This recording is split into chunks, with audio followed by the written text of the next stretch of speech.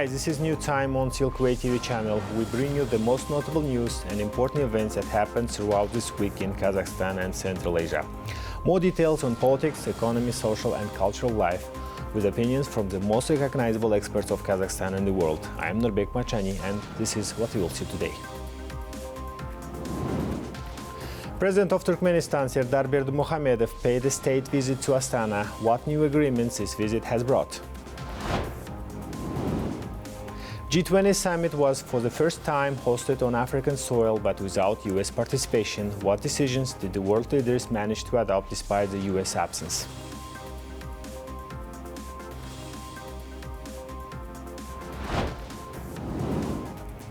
Gennady Golovkin has been elected president of World Boxing, becoming the first Kazakh to head a global sports federation. Silkway is reporting exclusively from Rome.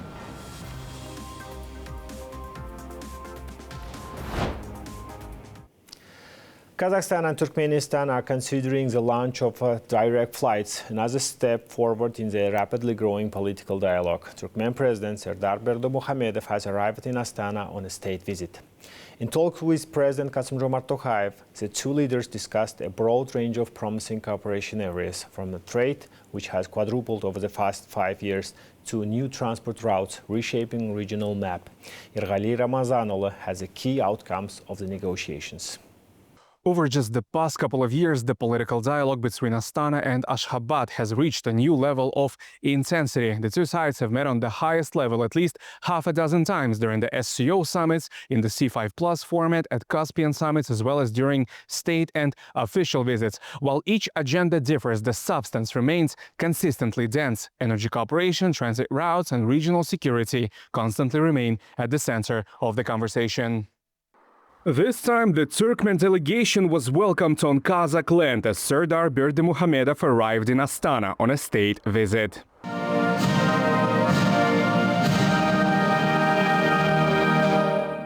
During the talks, the leaders emphasized the brotherly nature of relations between Kazakhstan and Turkmenistan. This closeness is reflected not only in words but also in concrete results. Bilateral trade has been expanding rapidly. Over the past 5 years, volumes have quadrupled. Around 140 Turkmen-backed companies operate successfully in Kazakhstan, while Kazakh investments in Turkmenistan have already exceeded $120 million.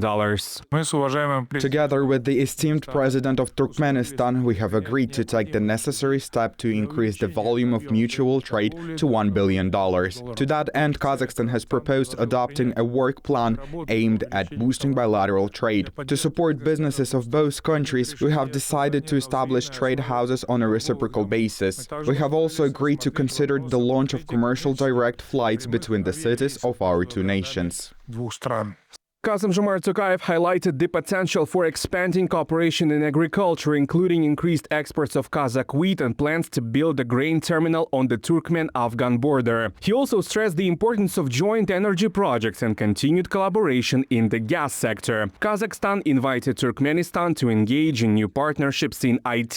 In the transport sphere, Tokayev underscored the strategic value of the Kazakhstan-Turkmenistan-Iran railway and discussed prospects for connecting Central Asia with South Asia via a railway route through Afghanistan. За 10 месяцев текущего года объем перевозок составил 1,5 миллиона тонн, увеличившись на 14%. Over the first 10 months of this year, cargo transportation amounted to 1.5 million tons, marking a 14% increase. Measures are being taken to optimize tariffs and simplify administrative procedures. Border infrastructure is actively developing, and the checkpoints are being modernized. Договорились в полной мере использовать транспортно-логистические возможности каспийских портов Актау, Курок и Туркменбаше для интенсификации контейнерных перевозок. Turkmenistan's president reaffirmed his country's readiness to work together across the full spectrum of bilateral cooperation. Priority areas include trade, transit, and the energy sector. У Туркменистана имеются значительные возможности для наращивания партнерства в сфере Turkmenistan has significant potential to expand its partnership in the field of electric power and chemical industry. A strategic component of our cooperation is transport and logistics. Given the current geopolitical and geo-economic situation, it is especially important to activate the operation of existing transport and transit corridors along the east-west and north-south directions. Восток-Запад и Север-Юг. The head of our state awarded the president of Turkmenistan the highest state honor, the Order of Altyn Quran. Kassym-Jomart Tokayev emphasized Ashgabat's status as a center of diplomacy, peace, and stability. As a clear demonstration of the country's position, the president highlighted Turkmenistan's initiative, endorsed by the UN General Assembly, to declare 2025 the International Year of Peace and Trust. Head of state also noted Serdar Berdimuhamedov's personal contribution to strengthening friendship, mutual understanding, and strategic partnership between the two brotherly nations. Наградить орденом Алтын Қыран Бердымухамедова Сердара Гурбангулыевича, президента Туркменистана. The negotiations concluded with the adoption of a joint statement and the signing of a substantial package of documents. The two countries are strengthening cultural and humanitarian ties and simplifying migration-related matters. In the agricultural sector, agreements were reached on veterinary cooperation and joint scientific research on cereal crops. Special attention was given to transport and healthcare, with an action plan approved for the next 2 years. Yergali Ramazanulu, Tulegan Bisimbayev, New Time. Meanwhile, President Kassym-Jomart Tokayev joined his counterpart for the latest session of the Collective Security Council of the CSTO during his working visit to Bishkek. This time, presidents ran a review of the bloc's 2025 record and mapped out priorities for the year ahead. At the heart of the session, they approved the appointment of the Talatbek Masadykov of the Kyrgyz Republic as CSTO Secretary General for a 3-year term starting on 1st of January 2026. Following the session, the Council also adopted a declaration and signed a package of documents intended to strengthen the organization's collective security mechanisms and cooperation among member states. Let me remind you that the Collective Security Treaty Organization, or CSTO, is a regional security alliance that emerged back in 1992. It brings together 6 member states: Armenia, Belarus, Kazakhstan, Kyrgyzstan, Russia, and Tajikistan, forming a framework for coordinated defense planning, joint military cooperation, and collective responses to regional security challenges.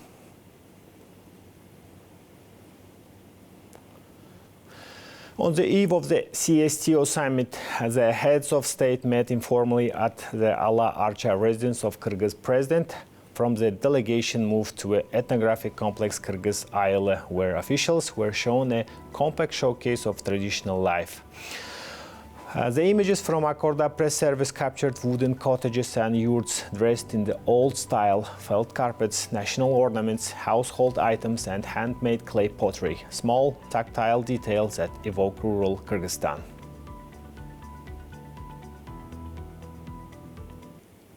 New CSTO declaration has been adopted amid unstable international environment ranging from geopolitical turbulence to hybrid threats. The organization signals its readiness for more proactive actions and the expansion of the partnerships.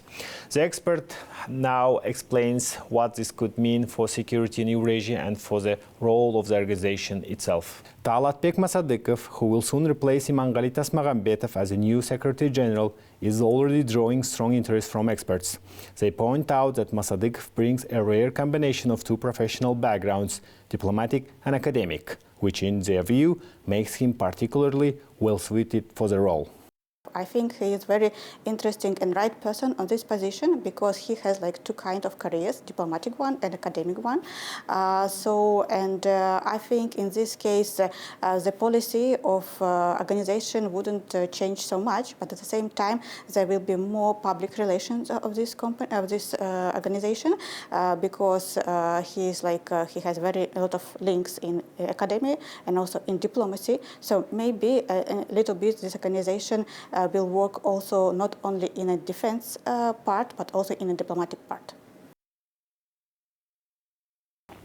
This week brought several notable developments across Central Asia, from high-level diplomatic engagement and the new infrastructure projects to expanding air connectivity and regional energy cooperation. All of this highlights how quickly the landscape of integration is evolving. And this brings us to our weekly segment, Central Asia in Focus. Joining us is political analyst Uzhet Shegirbayev. Uzhet, welcome back. Thank you, Nurbek. Always glad to be here. So let's dive right in. What stood out the most in Central Asia's regional dynamics over the past week? Well, one of the most significant developments was the deepening of Kazakhstan's strategic cooperation with the European Union. So let me walk you through the key highlights.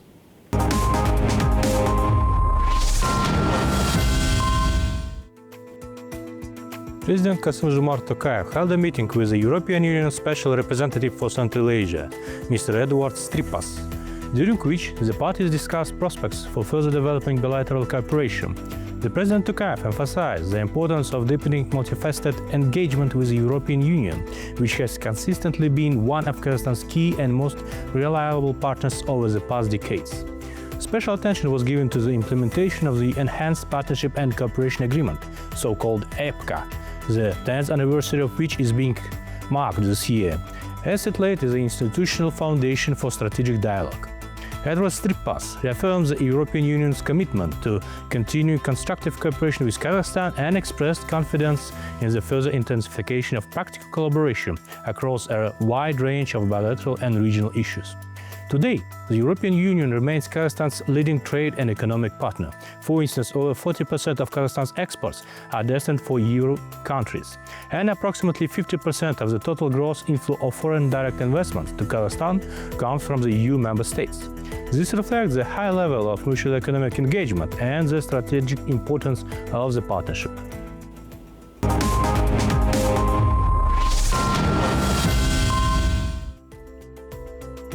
Kazakhstan and Uzbekistan will supply electricity to Kyrgyzstan during the autumn-winter period due to the critical low water levels in the Toktagul reservoir and ensuing energy shortages in the country.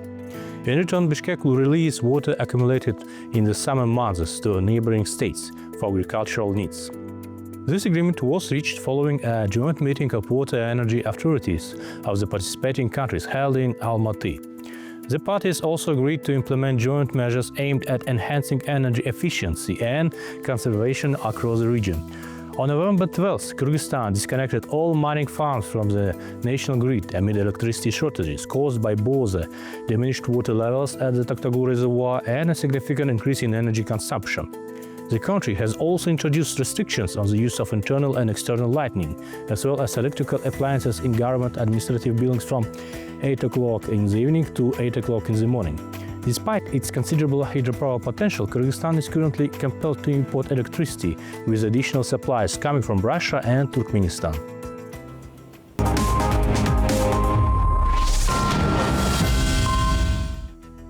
Also, during this week, the Ministry of Foreign Affairs of Kazakhstan hosted a ceremony of presenting copies of credentials by the newly appointed ambassador of the Kyrgyz Republic, Mr. Kudaybergen Bazarbayev.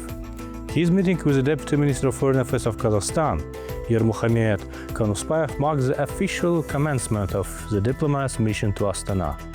During the meeting, the parties acknowledged the dynamic development of Kazakh-Kyrgyz relations, highlighting the special role of the political will of the two countries' leaders.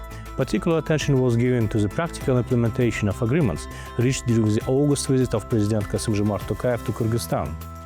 The discussion covered key areas of cooperation ranging from trade, economic and investment ties to cultural and humanitarian exchanges. The diplomats also aligned their positions on pressing regional and international issues and outlined the schedule for upcoming bilateral events. The new ambassador reaffirmed his readiness to make every effort to further strengthen relations between the two nations, emphasizing his commitment to the principles of good neighborliness and strategic partnership.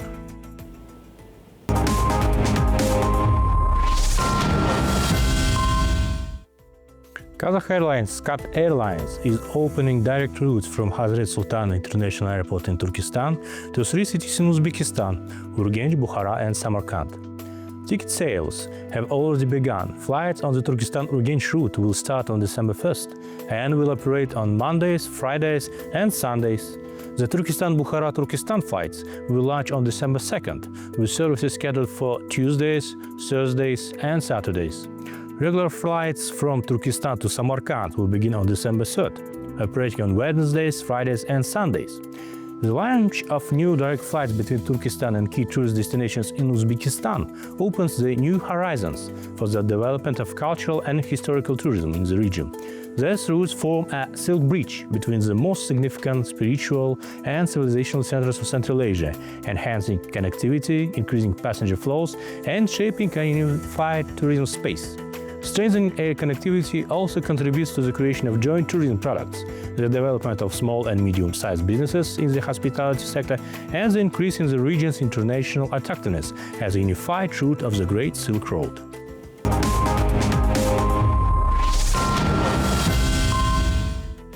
Kazakhstan's company TNS Plus and Turkmenistan's Turkmen have signed a memoranda to construct an underground fiber-optic communication line, so-called FIOCL, among the Temir-Baba-Begdash route. The optical infrastructure is expected to establish a reliable communication channel between the networks of both countries and create a foundation for developing new digital corridors across the Central Asian region.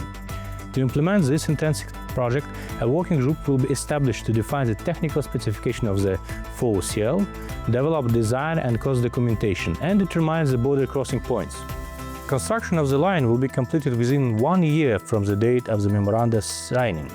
It's also worth noting that earlier this summer, Kazakh Telecom and Azerbaijan's Azertelecom began maritime surveys in the Caspian Sea to prepare for the installation of underwater fiber-optic cable between Kazakhstan and Azerbaijan. Thus, the countries of Central Asia are laying the groundwork for a new digital architecture in the region. Well, Rebecca, that's it for today. I'll give floor back to you. Thank you, Ujit. Turning to other news.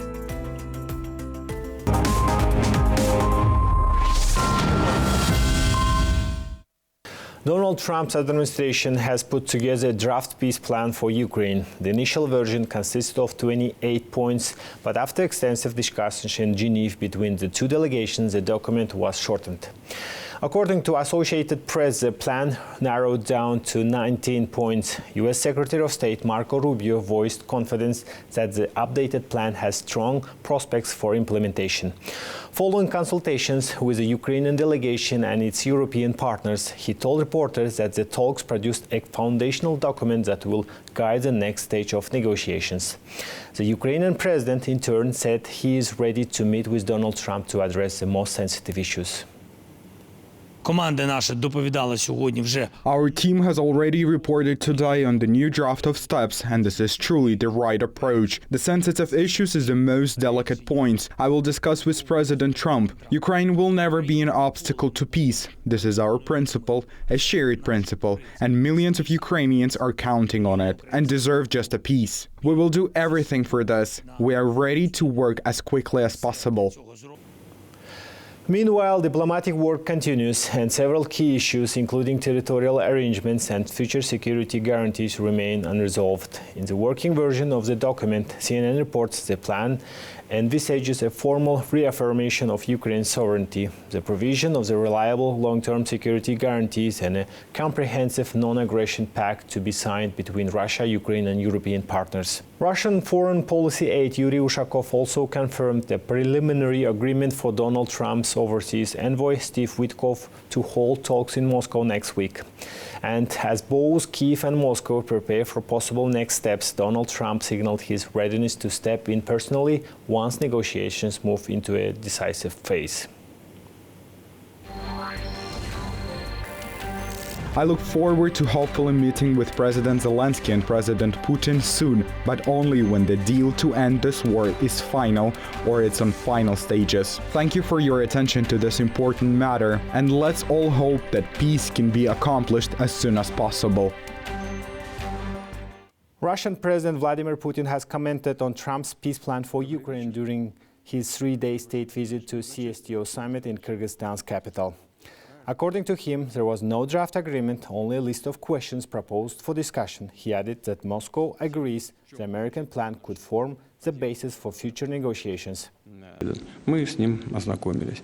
После этого We studied this document. Following that, the US-Ukrainian negotiations took place in Geneva. As I understood, they decided that all 28 points should be grouped into 4 separate components. We received all this. In general, we agreed that it can be used as a basis for future agreements, but it will be impolite on my part to speak about any final versions, because there are none. We're certainly ready for serious discussions. The US delegation will visit Moscow next week.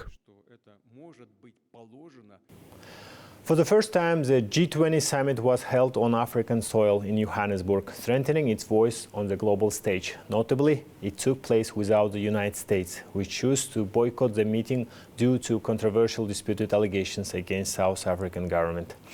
Under South Africa's presidency, leaders focused on issues affecting African states and on the strengthening multilateralism to confront global threats. Eventually, leaders endorsed a lengthy 30-page declaration reaffirming commitments to accelerate emissions cut, expand climate finance, support debt-stressed developing nations, and advance Africa's economic development. Delegates also reached a consensus on working towards a just, comprehensive and lasting peace in Ukraine, Sudan, and Democratic Republic of Congo and Palestine. What it actually says, it's not about the personalities of Ramaphosa and Trump. It's about the majority of leaders that are here at this summit is in agreement with the declaration. That's it, full stop. One country decided to boycott. It's unfortunate. We would have wanted that country to be here, but they are not. It doesn't mean and doesn't at all suggest that there is a problem with this declaration. Within the framework of the summit, South Africa proposed establishing a high-level panel to continue studying global inequality and provide policy recommendations. China highlighted its readiness to partner in protecting the multilateral trading system, advancing manufacturing and fostering inclusive growth. Chinese Premier Li Qiang pledged support for South Africa in value-added exports, manufacturing, renewable energy and digital sectors. Brazil's President Luiz Inácio Lula da Silva emphasized that both the G20 and COP30 summits demonstrate that multilateralism remains vital for addressing global challenges. Looking ahead, the G20 presidency will pass to the United States in 2026. The summit and the US leadership is expected to focus on economic growth, regulatory reform, affordable energy and technological innovation, with Poland participating at the elevated level. At the heart of our presidency lies a conviction that the G20 must act boldly and act together to create an environment of inclusive growth, an environment of reduced inequality, an environment which will support sustainable development. The G20 South Africa Summit Leaders' Declaration is more than words. It is a commitment to concrete actions that will improve the lives of people in every part of the world. More than that, it reaffirms our renewed commitment to multilateral cooperation and our recognition that our shared goals outweigh our differences.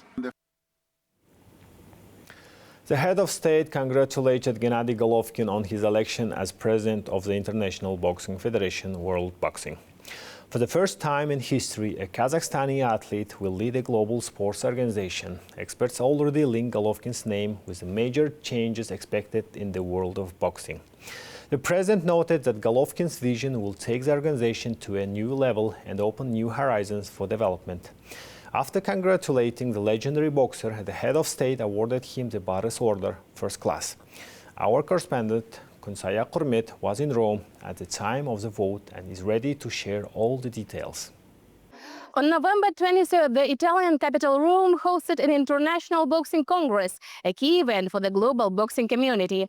The main item on the agenda was the election of the new president of world boxing. After reviewing all applications submitted in October 2025, the authorized vetting body approved only those candidates who successfully passed the commission's assessment. As a result, just one contender remained, the legendary boxer and the president of the National Olympic Committee of Kazakhstan, Gennady Golovkin, who became the sole and undisputed candidate for the presidency. The outcome was almost predetermined. A world champion, Olympic silver medalist, Guinness World Record holder, and owner of the WBC, IBF, IBO, and WBA middleweight titles, and now the first Kazakhstani to head a global sports federation. The decision was unanimous. According to the delegates, no one deserved this position more than Golovkin. In his speech after the election, Gennady Golovkin emphasized that he had gone through every stage in boxing, from athlete to leader, and promised to prove his presidency through action, not words. Leadership is not about standing above people. It is about standing with them. Unity is not a slogan. It will be our way to live. World boxing must be transparent, united, and athlete-focused. Let's build a future all together. World Boxing is a new force on the boxing stage. The organization was established in 2023 as an alternative to the International Boxing Association, which had lost the trust of the International Olympic Committee. Its key mission is to keep boxing in the Olympic program and ensure transparent and fair governance of the sport. Today, more than 100 national federations are part of World Boxing, and the number is growing rapidly. The IOC has already granted the organization provisional recognition as the international body responsible for Olympic boxing. Golovkin's election program fully aligned with the federation's priorities: transparency, integrity, innovation, and sustainable development. Delegates unanimously supported his candidacy, and Golovkin expressed special gratitude to Kazakhstanis and all supporters for their trust. I am truly grateful for the support from boxing fans, from our people, from all of Kazakhstan and everyone who cares about the sport. We know where we stand and we will keep moving forward. Golovkin's term as a president of World Boxing is 3 years, with the possibility of re-election. Given his key role in keeping boxing in the Olympic program, the global boxing community is expecting major reforms. This is a special day. He is the first to lead an international federation. It is a huge responsibility. He knows the sports inside out, and his experience will be extremely valuable for the global community. The unanimous support speaks to his authority and the trust placed in him. I think big changes are ahead, and athletes are excited about that. Meanwhile, Gennady Golovkin doesn't plan to end his professional career. He will also continue his work as a president of the National Olympic Committee of Kazakhstan. Kuntsaya Kurmet, Nurbulat Askerbekov, Silkway, Rome. Kazakhstan is shaping a new media brand for Eurasia. The international vocal competition Silkway Star, created by the TV and radio complex of President in partnership with China Media Group, is becoming one of the country's most recognizable media exports. The numbers speak for themselves. The project's social media reach now spans 43 countries, engaging over 143 million users and generating more than 300 million views. Importantly, the format was fully developed in Kazakhstan, meaning that all rights, franchise opportunities, and monetization potential belong to the domestic industry, opening new horizons for its global expansion. Even though we might see it as a small initiatives, project like this, whether television or other cultural initiatives, can open major doors between countries, and I think we have successfully achieved this goal. We're already hearing feedback from the contestants and the jury about our project, and of course, we're pleased with their positive evaluations. This is our first experience, and since the project was implemented together with China Media Group, China will take over baton next year. Thus, next season of Silkway Star will be held in China, and we will learn the name of the winner through Chinese television channels. In 2025, the project crowned its first ever winner, Michelle Joseph from Mongolia. The winner was chosen by both the jury members and the audience, with more than 112,000 viewers voting for Michelle and securing her victory. Her achievement further highlighted the international character of the competition and its openness to diverse talent from across the region. In an exclusive interview for the Silkway TV, Michelle spoke about her artistic journey, her experience in Kazakhstan, and the impact of the contest on her career and her plans for the future. So it's my first time in Kazakhstan, and also that was my first performance in Kazakh too. I sang Qara Torgay, and I really loved this language and the whole music feeling, because now I want to learn Kazakh language because of this like whole Kazakh vibe. Yesterday I recorded my first Kazakh song. Oh wow. Lyrics is also in Kazakh too, so I have a lot of plans, but only in my mind. I didn't ask from the artists. I really want to make collab with Yenlik and also Alem. That's it for today. All the main news about Kazakhstan and Central Asia you can find here. More special projects about our country you can also watch on Silkway TV channel. So stay tuned and see you next week.